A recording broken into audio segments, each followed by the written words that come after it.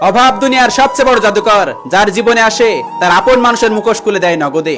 যখন মন ভেঙে যায় তখন কোনো আওয়াজ হয় না, শুধু চেহারা থেকে হাসিটা চলে যায়। ভাইরে, পৃথিবীতে প্রকৃত সুখী মানুষকে জানেন? যারা তো কোটি টাকা আছে বা রাজপ্রাসাদে থাকে সে সুখী মানুষ নয়। প্রকৃত সুখী হলো সেই মানুষ যে তার স্ত্রীর কাছে সুখী আছে। পৃথিবীর এই এক জায়গায় যদি সুখ না থাকে তাহলে কিন্তু দুর্ভোগের শেষ নেই। আরে ভাই, এই দুনিয়াটা স্বার্থপরের জায়গা, এখানে স্বার্থ ছাড়া কেউ কারোর আপন হয় না। আপনি মরার পর আপনার লাশ টানা যতটা মানুষ দেখতে আসবে তার থেকে বেশি মানুষ আপনার 40 দাওয়াত খেতে চলে আসবে। একটা সিএনজির পিছনে লেখা ছিল, বাস্তবতা কি শিখতে চাও?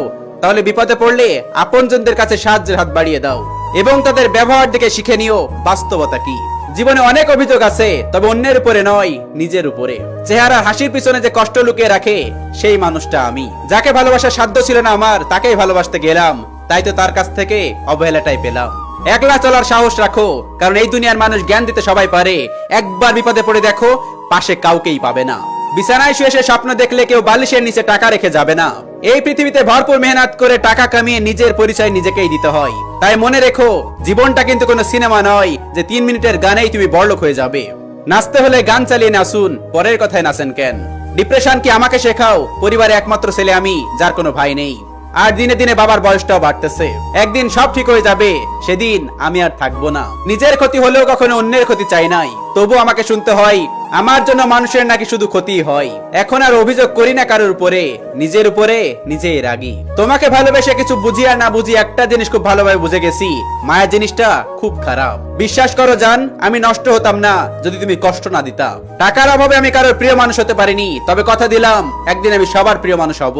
হয়তো সেদিন আমি সাদা কাপড়ে জড়িয়ে থাকবো। আগে আমি আমার পরিবারের সোনার টুকরা ছেলে ছিলাম, আস্তে আস্তে সোনা খসে পড়ে গেল। এখন আমি আমার পরিবারের বিরক্তিকর ছেলে হয়ে গেলাম। সবটুকু চেষ্টা করার পরেও না প্রিয় মানুষটার মন জয় করতে পারলাম না। আপন মানুষগুলো দেখতে পারে না, সবাই স্বার্থপর ভাই। গরিবের ঘরে জন্ম নিলে বোঝা যায় দুনিয়াটা কতটা কঠিন। আমার বয়সটা অল্প হলেও অভিজ্ঞতা অনেক বেশি, কারণ আমি গরিব ঘরের সন্তান। তাই বলছি, টাকার আপন মানুষ দুইটাই এক জিনিস। বিপদের দিনে কেউ তোমার পাশে থাকবে না। টাকা সব সময় সেরা। কালো মানুষের একটা সুন্দর মন আছে, এই মনটা বোঝার মতো সবার মন থাকে না। আমি হেরে গিয়ে যতটা শিখেছি অতটা হয়তো কেউ জিতে গিয়েও শিখতে পারেনি। আমার সাথে কি ঘটছে শুধু আমিই জানি। সবাই জানি আমি অনেক ভালো আছি, কিন্তু কিভাবে জীবিত আছি সেটা শুধু আমিই জানি। যাকে সবার থেকে আলাদা ভাবতাম সে বুঝিয়ে দিল সেও সবার মতো। কল্পনায় কোনো দুঃখী মানুষ নেই, কথাটা তিতা লাগলেও সত্যি। একটা ছেলে তখনই কাঁদে যখন সে নিজের কাছেও হেরে যায়। নিজেকে অনেক ভালোবাসা প্রয়োজন, কারণ দিন শেষে আমি আমার প্রিয়জন। সবকিছুর দাম বাড়ছে, শুধু দাম কমছে সততা আর বিশ্বাসের। আরে ভাই, দরকার হলে ঘর বাড়ি ছেড়ে দাও, তারপরে টাকা কামাও। আমি দেখছি টাকা ছাড়া আপন মানুষের পরিচয় দিতে লজ্জা পায়। অবশেষে জীবন ওইভাবেই চলছে যেভাবে চলার কথা ছিল না। সে বেঈমান ছিল না, আমার ব্যর্থতা, আমি তখন গরিব ছিলাম। এই প্রথম আমার এই জিনিসটা বিশ্বাস হইতেছে, বেশি ভালো হওয়াটা ভালো না, কারণ মানুষ ব্যবহার করে চলে যায়। তুমি কখনো কোনো ছেলেকে কাঁদতে দেখেছো? সত্যি বলবা, ছেলেদের জীবন কেন এত কঠিন? যাকে বেশি ভালোবাসা যায় সেই বেশি দুঃখ দেয়। আসলে পৃথিবীতে ভালোবাসা বলে কিছু নেই, যা আছে মায়া, আর বাকিটা অভিনয়। অসহায়ের মতো কেঁদেছিলাম, তারপরও সে আমার হয়নি।